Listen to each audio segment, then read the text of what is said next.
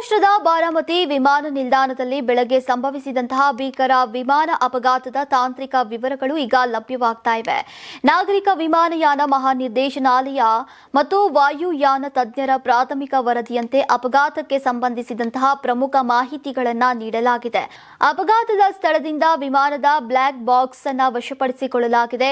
ಇದರ ವಿಶೇಷತೆಯಿಂದ ಈಗ ಪೈಲಟ್ ಮತ್ತು ಎಟಿಸಿ ನಡುವೆ ನಡೆದಂತಹ ಕೊನೆಯ ಸಂಭಾಷಣೆ ಹಾಗೂ ವಿಮಾನದ ತಾಂತ್ರಿಕ ಸ್ಥಿತಿಯ ನಿಖರ ಮಾಹಿತಿ ದೊರೆಯಲಿದೆ.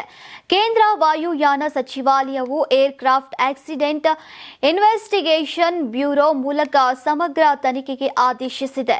ಇನ್ನು ವಾಯುಯಾನದ ಅಂಕಿಅಂಶಗಳ ಪ್ರಕಾರ ಸುಮಾರು 60% 80% ಅಪಘಾತಗಳು ವಿಮಾನವು ಇಳಿಯೋಕೆ ಅಥವಾ ಟೇಕ್ ಆಫ್ ಆಗುವ ಸಮಯದಲ್ಲಿ ಸಂಭವಿಸುತ್ತೆ. ಅಜಿತ್ ಪವಾರ್ ಅವರ ವಿಮಾನವು 2ನೇ ಬಾರಿ ಇಳಿಯೋಕೆ ಯತ್ನಿಸ್ತಾ ಇರುವಾಗ ಈ ಘಟನೆ ನಡೆದಿದೆ. ತಜ್ಞರ ಪ್ರಕಾರ ಒಂದು ಬಾರಿ ಲ್ಯಾಂಡಿಂಗ್ ವಿಫಲವಾದಾಗ ಪೈಲಟ್ಗಳ ಮೇಲೆ ಒತ್ತಡ ಹೆಚ್ಚಾಗುತ್ತೆ.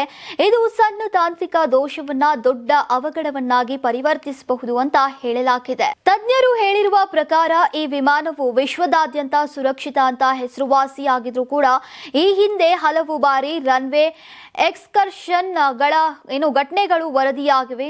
ವಿಮಾನದ ಮಾಲೀಕತ್ವ ಹೊಂದಿದ್ದಂತಹ ವಿಎಸ್ಆರ್ ಏವಿಯೇಷನ್ ಪ್ರಕಾರ ವಿಮಾನವು 100% ಸುಸ್ಥಿತಿಯಲ್ಲಿತ್ತು ಮತ್ತು ಪೈಲಟ್ಗಳು ಅನುಭವಿಗಳಾಗಿದ್ರು. ಆದರೂ ಕೂಡ ತಾಂತ್ರಿಕ ದೋಷ ಅಥವಾ ಎಂಜಿನ್ ವಿಫಲತೆಯ ಸಾಧ್ಯತೆಗಳನ್ನು ತಳ್ಳಿ ಹಾಕಿಲ್ಲ. ಅಪಘಾತದ ನಿಖರ ಕಾರಣ ತಿಳಿಯೋಕೆ ಕಾಕ್ಪಿಟ್ ವಾಯ್ಸ್ ರೆಕಾರ್ಡರ್ ಮತ್ತು ಫ್ಲೈಟ್ ಡೇಟಾ ರೆಕಾರ್ಡರ್ ಅತಿ ಮುಖ್ಯ.